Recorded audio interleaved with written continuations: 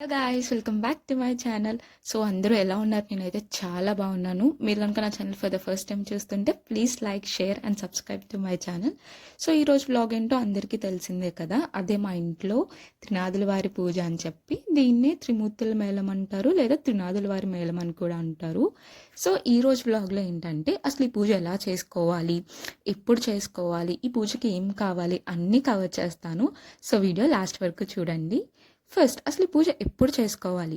ఈ పూజ అనేది కార్తీక మాసంలో కానీ మాఘ మాసంలో కానీ ఆదివారం రోజు నాడు చేసుకోవాలన్నమాట. సో ఈ పూజ మేమైతే 5 మేళాల పూజ చేస్తున్నాము ఈరోజు. మీరు కావాలంటే 3 లేదా 7 మేళాల పూజ కూడా చేసుకోవచ్చు. సో నేను అన్ని 5 మేళాల పూజ కోసం కావాల్సింది చెప్తాను. సో ఒకవేళ మీరు 3 మేళాలతో స్టార్ట్ చేద్దాం అనుకుంటే తగ్గించండి నెంబర్ అనేది. 7 మేళాలతో అయితే నెంబర్ని ఇంక్రీజ్ చేసుకోండి అంతే. సో అన్ని పూజల్లాగే కామన్ థింగ్స్ ఉంటాయి కొన్ని. ఇవి వచ్చేసి ఏంటంటే మట్టి ప్రమిదలు అండ్ ఇవి మట్టి కుందులు అనమాట. ఇవైతే పూజకి మనం మట్టితో చేసుకోవాలి. ఇది నేను ఆల్రెడీ లాస్ట్ వీకే చేసి పెట్టేసుకున్నాం అనమాట, కొంచెం డ్రై అవుతాయని చెప్పి. ఇవి ఎలా అంటే మేము 5 మేళాలు చేసుకుంటున్నాం కాబట్టి మాకు 15 దీపాలు అండ్ 15 కుందులు అయితే పడ్డాయి. ఒకవేళ మీరు 3 మేళాలు అయితే 9 అయితే వస్తాయి అనమాట. ఇంకా సేమ్ నెంబర్ ఆఫ్ చెంబులు అండ్ కొబ్బరికాయలు కూడా అన్నీ 15 అయితే ఉంటాయి.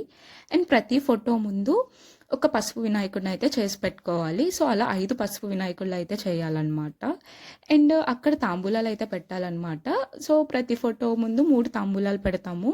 సో మొత్తం 15 తాంబూలాలు అయితే పెట్టాలి ఖచ్చితంగా.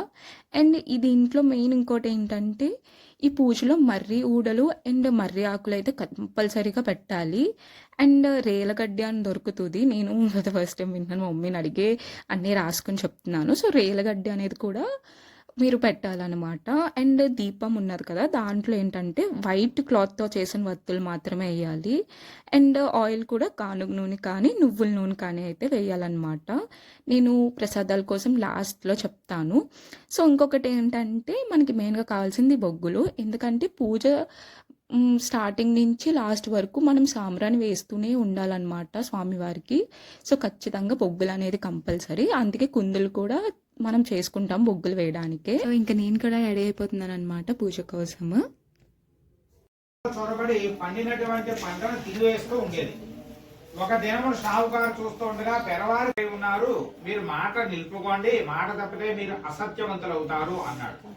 ఈ బ్రాహ్మణుడు ఎక్కడి నుండి వింటున్నాడో ఆవును దోణు అతని పొద్దుపోయట వేలైనది. ఆవు రాకపోవటం చూసి ఆ బ్రాహ్మణుడు వెతకసాగినాడు.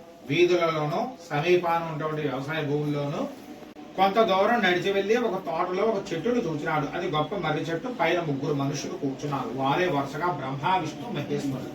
వారే త్రిమూర్తులు. అటువంటి చెట్టు క్రింద బ్రాహ్మణుడు కూర్చొని ఆయాసము లేచి వెళ్ళిపోతూ ఉండగా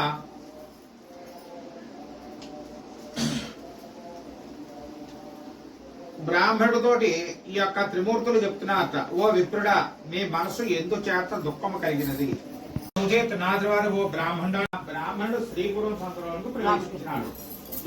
తీసుకొని నూరుకున్నటువంటి కష్టాలన్నీ కూడా పటాపంచలైపోతాయి అని త్రిమూర్తి అనేది కల స్వామి మిమ్మల్ని ఏ విధంగా పూజ చేయాలి చాలు. త్రిమూర్తి వారి సామాగ్రి కూడా ఇంతే. మాకు దీనితో మేళ చేయము. 3 మట్టి చిలువల యందు నిప్పుల ధూపం వేయవలెను. దీపపు ప్రమిదల మూడేసి ఒత్తులు వేసి ఆకులు చెక్కలు జాగ్రత్తగా చేసి ఉంచి రాత్రి తొలిజాములో నీ ఇంటిలోనికి నీ స్నేహితులను పిలిచి పూజా ద్రవ్యాలని తెచ్చి అక్కడ ఉంచి సకల పదార్థాలు స్వాములకు సమర్పించవలెను. ఇంకా పూజ అయితే ఆల్మోస్ట్ కంప్లీట్ అయిపోతుంది. అండ్ ప్రసాదాల కోసం చెప్తానన్నాను కదా, ప్రసాదాలు అయితే చాలా సింపుల్ అండి. జస్ట్ వడపప్పు అండ్ చలివిడి అనమాట. సో మనం రెగ్యులర్గా చేసుకున్న చలివిడి కాకుండా దాంట్లో కొంచెం వక్క, ఒక తమలపాకు అండ్ కొబ్బరి అయితే వేసి చేయాలి. ప్రసాదాలు అయితే చాలా సింపుల్.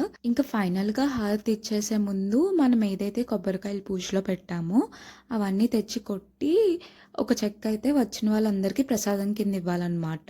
మేమైతే ప్రసాదాలు ఇవ్వడానికి ఇలా బాక్సెస్ కింద తీసుకున్నాము.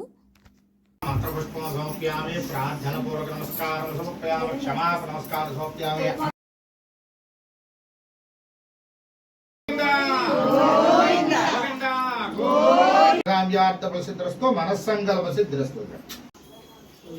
అయితే చాలా జరిగింది. ఇంక అందరూ వెళ్ళిపోయాక మేము కొన్ని ఫోటోస్ అండ్ వీడియోస్ అయితే తీసుకుంటున్నాం అనమాట ఇక్కడ మా అత్త, పిన్ని వాళ్ళందరితో కలిపి. సో, ఇంక అప్పుడే వీడియో అయిపోలేదు.